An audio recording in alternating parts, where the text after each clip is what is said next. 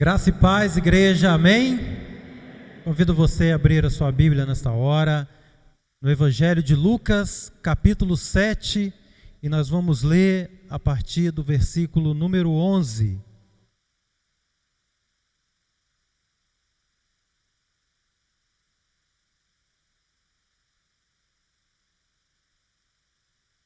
Evangelho de Lucas, capítulo 7, versículo número 11.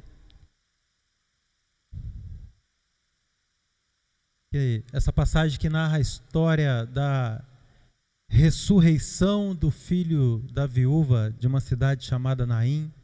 Quem encontrou, diga amém. Amém. Diz assim a palavra do Senhor. Logo depois, Jesus foi a uma cidade chamada Naim, e com ele iam muitos dos seus discípulos e uma grande multidão. Quando chegou perto da porta da cidade, levavam um defunto, filho único de sua mãe, que era viúva, e com ele ia uma grande multidão da cidade. Vendo-a, o Senhor sentiu grande compaixão por ela e lhe disse: não chores. Chegando-se, tocou o esquife e, parando os que o levavam, disse: jovem, a ti te digo, levanta-te. O defunto assentou-se e começou a falar, e Jesus o entregou à mãe dele. E de todos se apoderou o temor e glorificavam a Deus, dizendo: um grande profeta se levantou entre nós e Deus visitou o seu povo. Até aí, vamos orar. Senhor Deus, te agradecemos por mais esta manhã estar na tua presença, de poder, Senhor, render o nosso louvor, a nossa adoração, também receber, ó Deus, o teu ensinamento, a tua palavra, a tua vontade e o teu propósito para nós. Fala através do teu Espírito Santo aos nossos corações, naquilo que precisamos nesta manhã, em nome de Jesus. Amém. Podeis se assentar?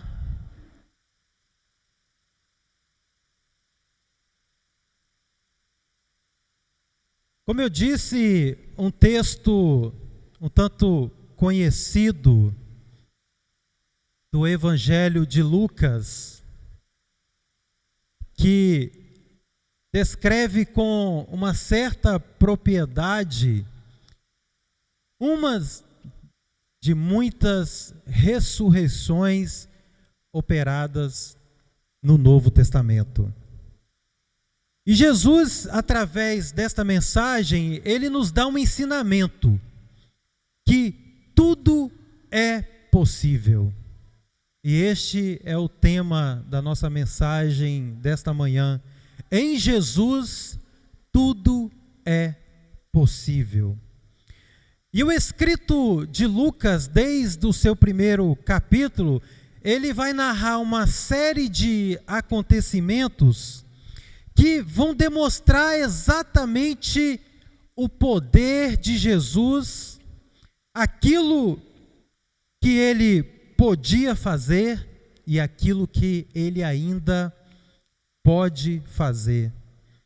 Uma demonstração clara do seu poder que está à disposição de nós como filhos e filhas de Deus, para mostrar a vitória sobre todas as coisas. E quando eu digo, é todas as coisas mesmo. Então, Lucas, ele começa a contar, antes desse capítulo 7 que nós lemos, uma série de curas de enfermidades. Jesus, através da sua palavra, através do seu poder, curando leprosos, livrando da lepra, paralítico que passaram a andar, um homem que tinha uma das suas mãos, a palavra fala mirradas ou danificadas, libertações, pessoas que estavam sobre o domínio de espíritos imundos foram libertos. E ele também traz um sermão. E além de falar que pelo poder dele nós temos a vitória sobre a enfermidade, sobre os espíritos imundos, sobre qualquer problema e dificuldade, ele também nos fala que nós também teremos a vitória em alguns aspectos como filhos de Deus que somos. E uma delas é a vitória da salvação. E ele fala bem assim no sermão: olha, o reino também é possível. Por mais que vocês vão ter tribulações, aflições, serão açoitados, passarão por dificuldades, mas como filhos que sois de Deus, e pelo poder que eu dispenso a vocês, tudo é possível. Todas as coisas são possíveis. Em outras palavras, ele estava dizendo assim: olha, vocês vão transpor todas as barreiras, todas as dificuldades e tribulações.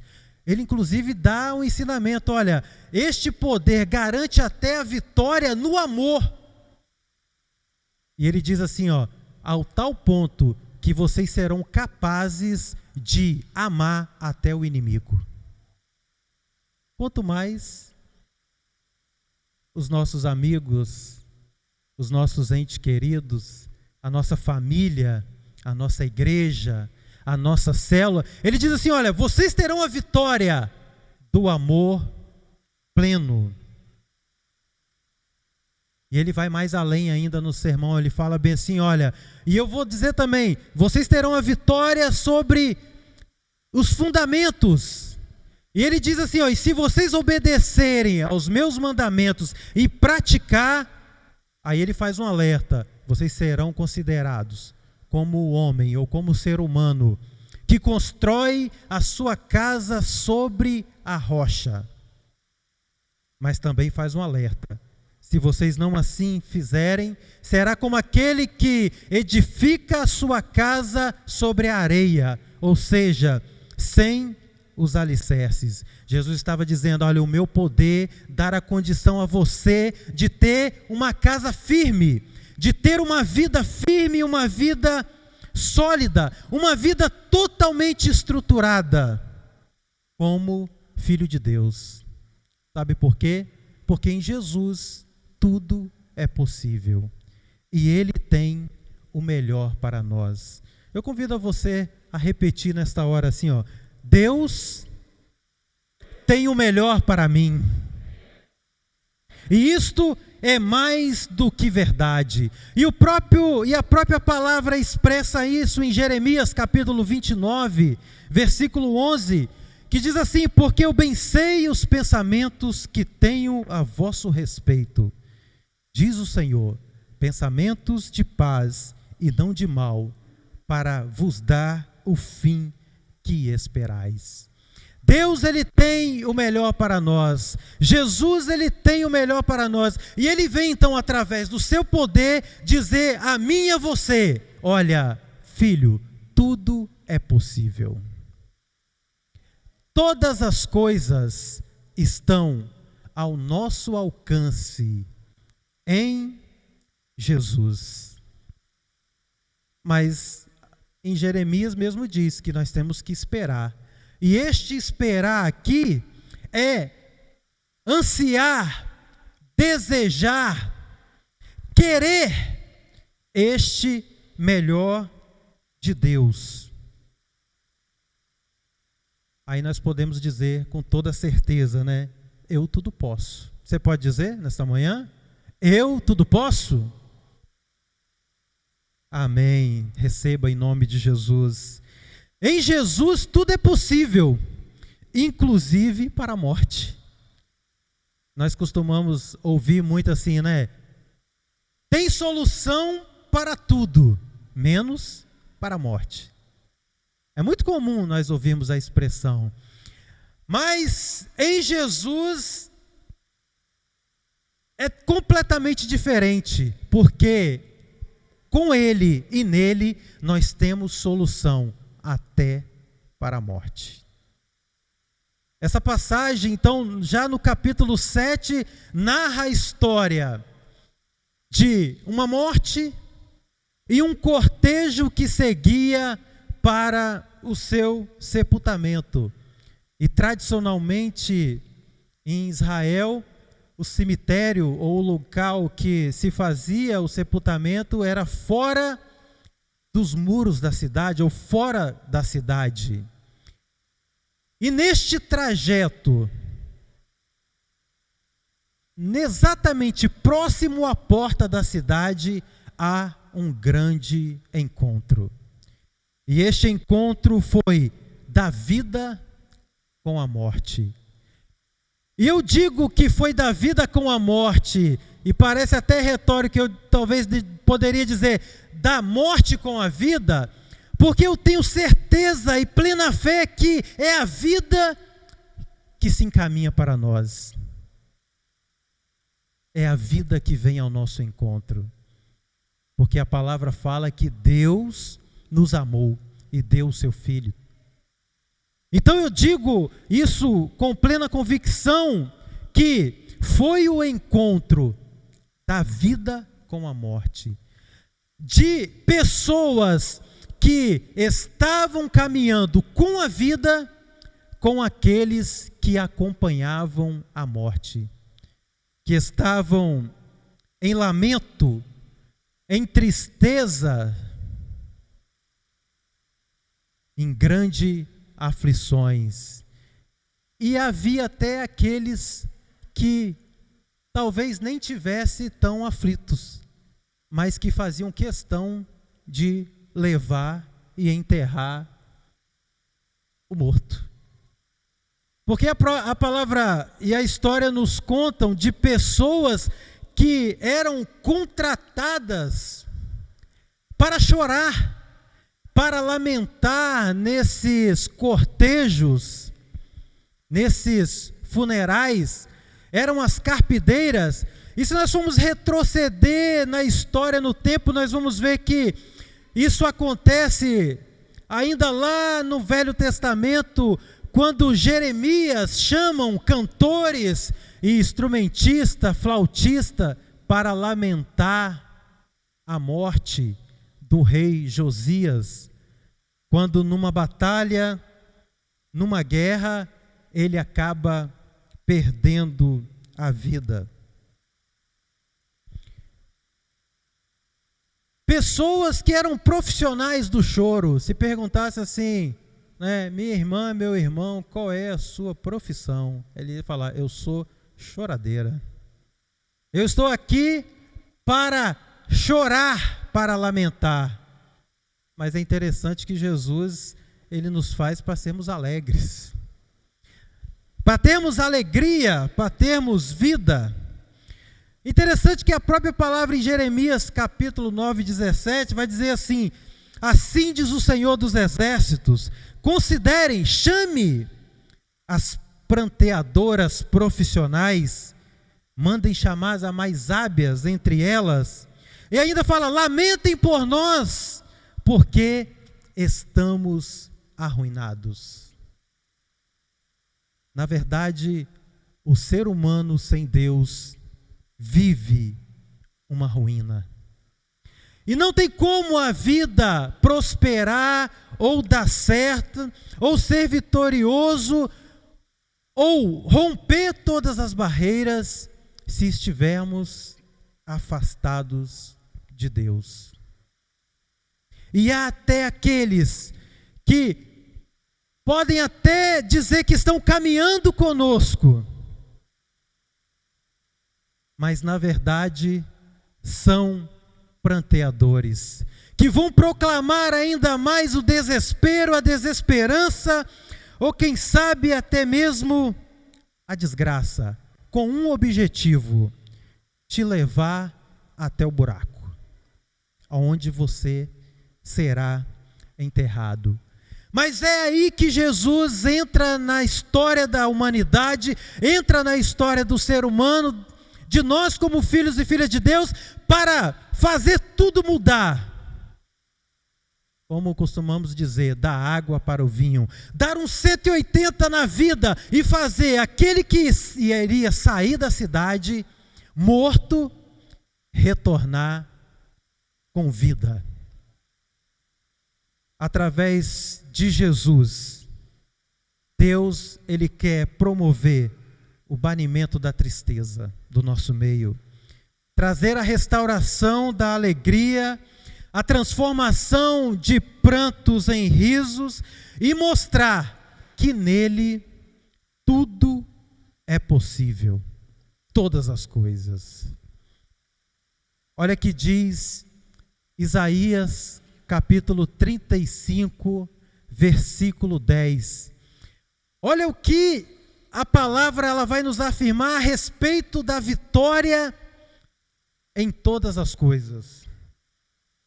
A palavra diz assim: e os resgatados do Senhor voltarão, e virão a Sião com júbilo, e a alegria eterna será sobre as suas cabeças, gozo e alegria alcançarão, e deles fugirá a tristeza e o gemido.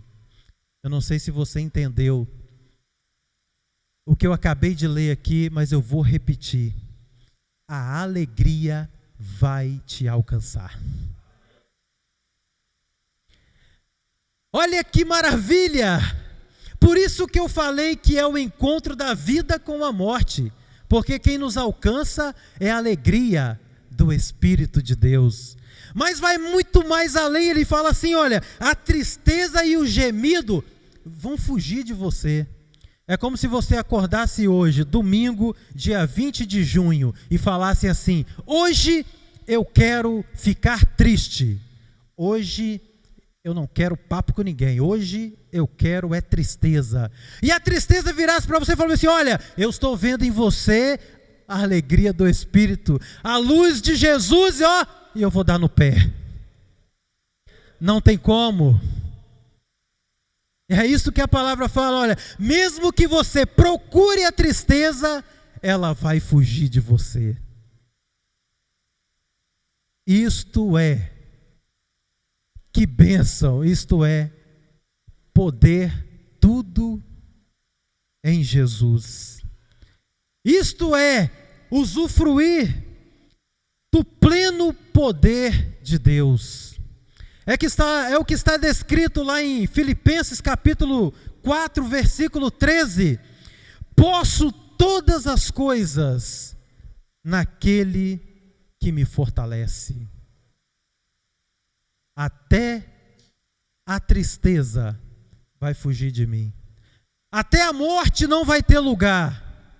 Quanto mais algumas tribulações que nos cercam e querem tirar a nossa paz, a nossa alegria, e muitas vezes quer nos fazer desistir.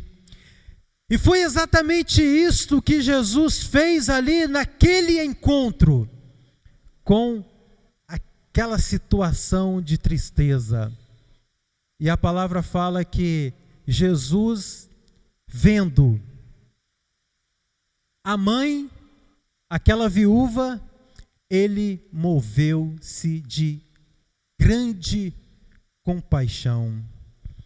E eu fico me perguntando, o que seria de nós se não fosse a compaixão de Jesus? E esta compaixão, ela vai se traduzir na misericórdia de Deus sobre nós. E quando falamos da misericórdia, não temos como mencionar que ela vai se revelar então de duas formas para nós como filhos e filhas de Deus. Esta compaixão, ela vai se revelar na própria misericórdia. E aí é o livramento da punição que merecemos. Porque a própria palavra fala que todos pecaram e destituídos estão da glória de Deus, e que a paga e que o salário deste pecado é a morte. Mas também a palavra fala que o dom gratuito de Deus é a vida eterna em Jesus. Então a misericórdia é o livramento daquilo que nós merecemos, porque pecamos. Mas também se reveste e se traduz na graça de Deus, na graça de Jesus, que é um presente que não merecemos. Pela misericórdia somos livres daquilo que merecemos. Pela sua graça recebemos a dádiva da vida que não merecemos, mas que pelo amor dele, ele nos concede. E Jesus interrompe aquela trajetória triste com um toque. A primeira coisa que ele fala é: olha, pare. Pare, porque tem momentos que precisamos exatamente parar para ouvir o que Deus quer nos falar, a forma que Ele quer nos tocar e o que Ele tem para nós. Porque a mudança, ela se passa por uma reflexão. E a primeira coisa é: pare, do jeito que vocês estão, para contemplar o milagre que agora eu vou fazer. E a palavra fala que ele vai então e toca no esquife, naquilo que o corpo estava depositado. E eu fico imaginando aquelas pessoas atônitas, paradas, pranteando em lamentações, contemplando aquela cena e pensando assim: não é possível, ele não vai tocar.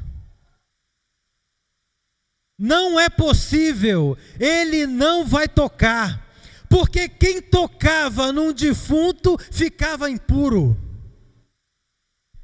Eu ministrei aqui, no domingo passado, que Jesus faz ali um alerta aos fariseus.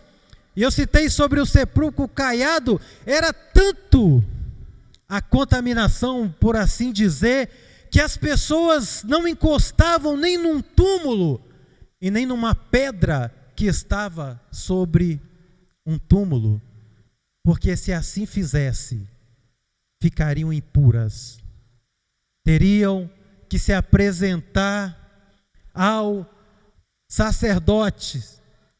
Mas eu fico olhando aquelas pessoas, não é possível, ele não vai tocar. Mas aí vem Jesus e fala bem assim: tudo é possível.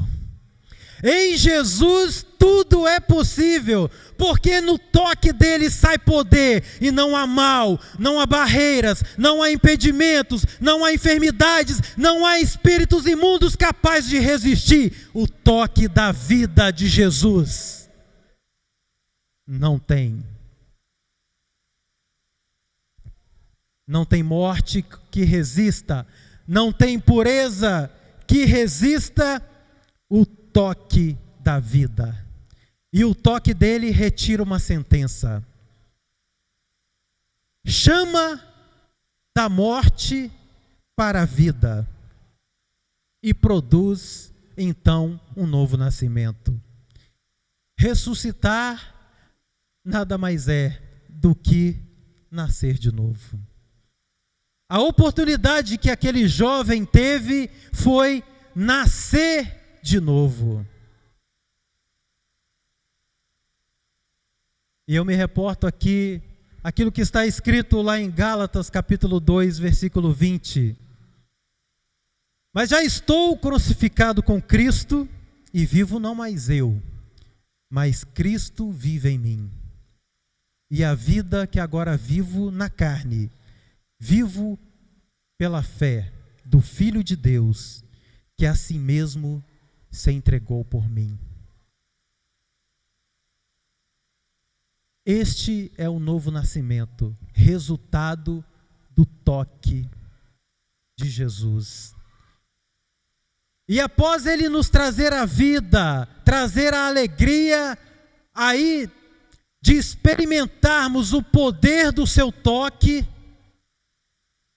nós agora temos a capacidade e a condição para ouvir então a sua voz.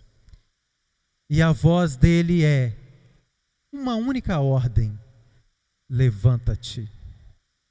Foi o que ele disse para aquele jovem: levanta-te, não importa a condição, levanta-te. Coloque-se de pé para agora usufruir daquilo tudo que você pode em Jesus. Ah, mas aquele ainda não havia sido sepultado, por isso que teve condições, Jesus teve condições de trazê-lo à vida, e talvez naquele momento nosso de fraqueza nós podemos dizer assim: não, mas a minha situação é tão grave, é tão complicada, que não tem jeito. Aí eu vou te contar então de uma outra ressurreição, que já fazia, ou já haviam se passado 4 dias. Era uma situação completamente diferente, porque já havia sido enterrado, a pedra colocada sobre o sepulcro, e podemos dizer que a sentença dada e liquidada. Mas voltamos a afirmar: em Jesus tudo é possível. Não só trazer a vida, mas a demonstração do poder que Ele pode todas as coisas. Não só curar uma enfermidade, mas mostrar para aqueles que estão à sua volta o poder do Deus que você serve, do Deus que nós servimos. E neste caso, que é a ressurreição de Lázaro, quando Jesus chega ali, uma das suas irmãs vai dizer assim: Senhor, se o Senhor estivesse aqui, nada disso teria acontecido. E em outras palavras, Jesus disse para ela bem assim: Marta, Maria, eu tudo posso. Eu posso tudo. Crer em mim, que você também vai poder todas as coisas. E para mostrar que eu tudo posso, mais uma vez ele dá uma ordem. E ele diz: olha, remove a pedra. E quando a pedra é removida, ele lança novamente a sua palavra. E a palavra fala que quando a palavra de vida, ela adentra aquele sepulcro, Lázaro então se retira, e eu fico assim tentando imaginar, ele totalmente enfaixado, sem entender o que estava acontecendo, e talvez aqueles que estavam à volta ali saíram correndo, outros alegres, outros assustados, outros tristes, mas outros dando glória a Deus, porque era a manifestação do poder de Deus. Mais um foi trazido à vida. Não há morte capaz de resistir à palavra de vida. E não há sepulcro que vai conseguir reter alguém quando a palavra de vida entra. Não é diferente para nós. Não há nada diferente. Quando a palavra de Deus entra em nós, não há nada que pode subsistir. Não há nada que possa combater. Não há nada que possa impedir. E Jesus faz o quê? Uma mudança na nossa trajetória. Um caminho completamente diferente. Uma história completamente nova. E para nós finalizarmos a mensagem desta manhã, quando o Senhor ele nos chama para a vida eterna, nós passamos então a viver sob o seu domínio.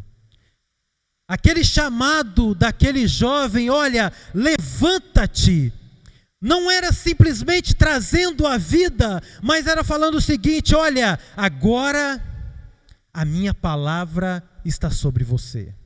Você está sobre o meu domínio. Agora o que vai imperar, o que vai ser visto, o que as pessoas vão ver é a minha palavra em você. E eu creio pela fé que Jesus disse assim: olha, levanta-te, porque agora começou uma nova história. Eu sou contigo. Sobre o domínio de Jesus, nós vivemos uma nova história. E que Deus possa nos abençoar e completar a palavra em nossos corações, em nome de Jesus.